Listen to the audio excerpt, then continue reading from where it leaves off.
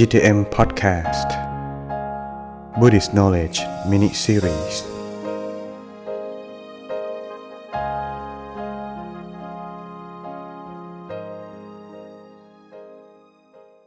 Hello everyone. From the last episode, we know how dangerous the fool is. Today, we will learn about how to recognize the fools. You cannot tell a fool by external appearance. When identifying whether someone is a fool or not, we cannot base our judgment on external appearance. We must base our judgment on internal features.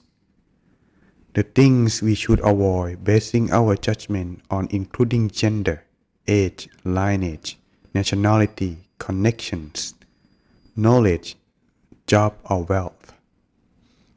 Although fools are characterized by the habitually evil actions of their body, speech and mind, because all of these three come from within, they may not be obvious to us, especially if we are still at a stage in our spiritual maturation, when our discretion is still inaccurate.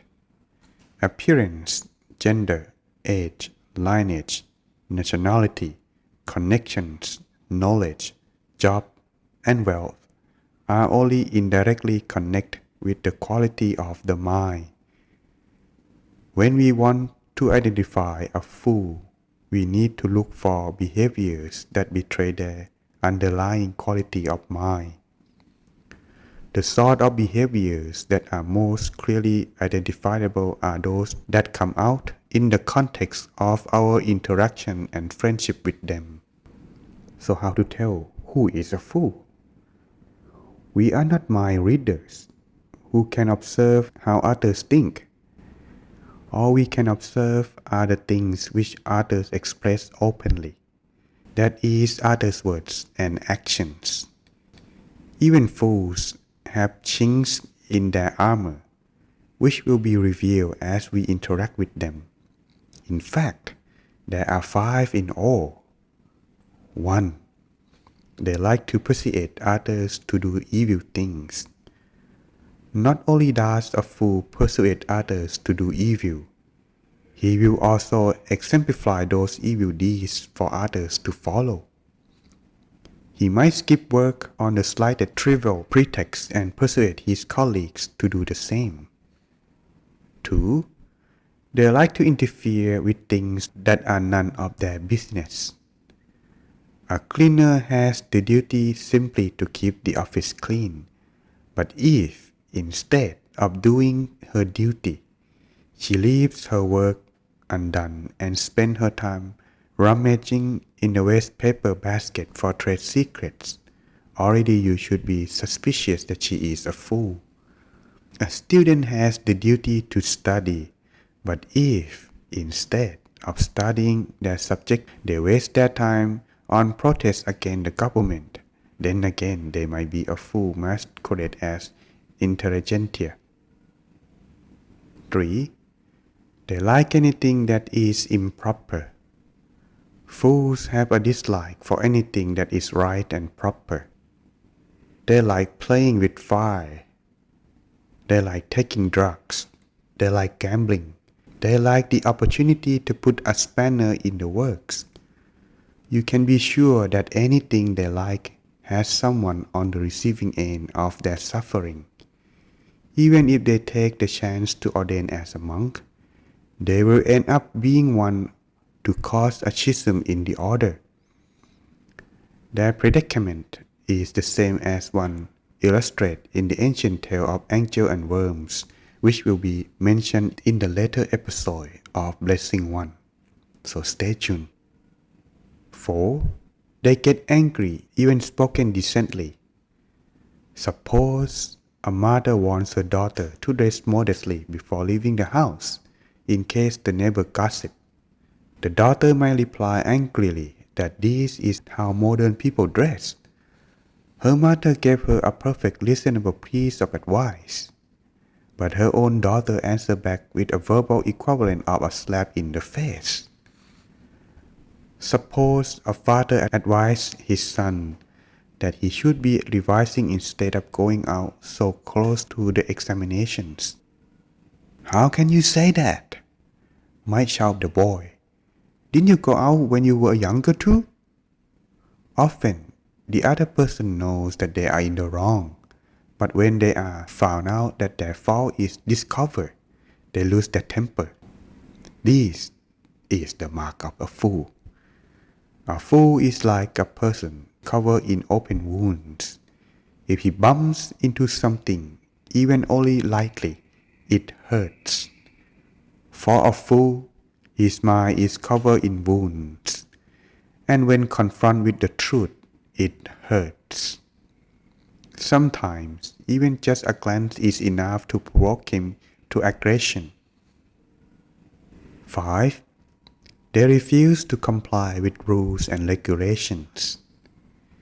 Fools heed neither the laws of the country nor the local customs.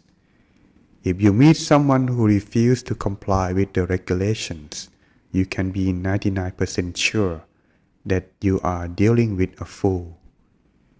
If it wasn't for the law, there would be a lot more opportunity for fools to express themselves through performing of evil deeds. The law forces fools to have expressed themselves less freely or in secret. The law will thus obscure from the public eye the real nature of a fool's mind. It is for this reason that we have to notice the mark of a fool from the first 4 sorts of behavior mentioned above. If you come across any of these 5 features, then it should already be ringing warning bells in your head. Some people may appear on the surface to be friendly, might be fools masquerading friends. The Lord Buddha calls such people false friends and categorized them into 4 types each with 4 characteristics, giving a total of 16 forms of behavioral characteristics to look for. With friends like this, who needs enemies? 1. The mercenary. 2. The man of empty promise. 3. The flatterer. 4. The one who leads you down the road to ruin.